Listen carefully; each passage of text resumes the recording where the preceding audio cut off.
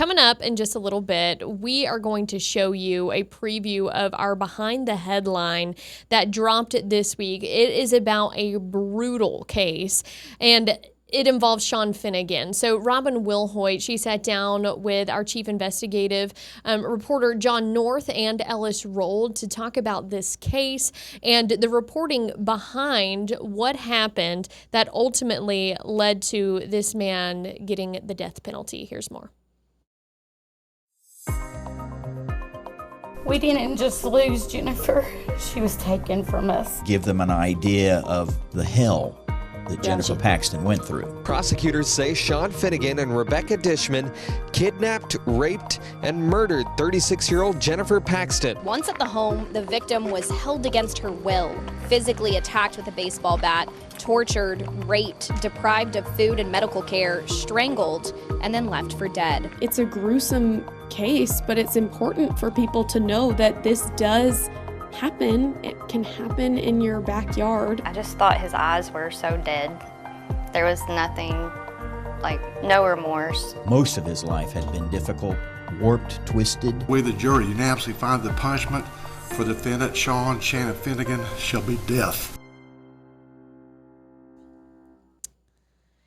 Okay, now that you've seen that preview of Behind the Headline that is dropping, we want to bring in Ellis Rold now. Of course, you are a part of this Behind the Headline, but sort of talk with us about the Sean Finnegan case and your reporting on it. Yeah, so I covered this trial start to finish.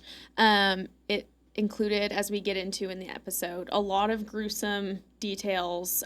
Jennifer Paxton being kidnapped and then brought back to Sean Finnegan's home in Oak Ridge and being tortured, raped over the period of several days, and then ultimately being put into a freezer after she was dead and being found months later. So the Behind the Headline really talks about that whole process. It was a very in-depth investigation, and a lot went into figuring out what happened to her because she had been missing for so long. And I mean, you coming into this case, I mean, you weren't in East Tennessee when all of this was initially happening. Right. So I can't even imagine being in the courtroom during all of that. You had to probably sit with that for a little bit and really take in what all you were hearing. Yeah, it was definitely a lot of information. Obviously, any trial, especially a murder trial or a death penalty trial like this one was, is going to be a lot.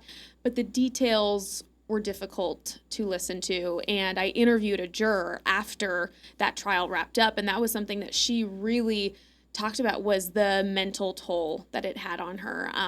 She does not want to have to be on a jury ever again, she says, and deciding if someone is guilty, and then of course deciding whether or not to sentence them to death was something that weighed really heavily on her. Right. I imagine whenever you get called for jury duty, you never know what kind of case is going to be. So I feel like she should be given a pass at that point. But Ellis, thank you so much. We are going to talk with Ellis again after the break, but about a different story she's working on for today. So we'll be right back.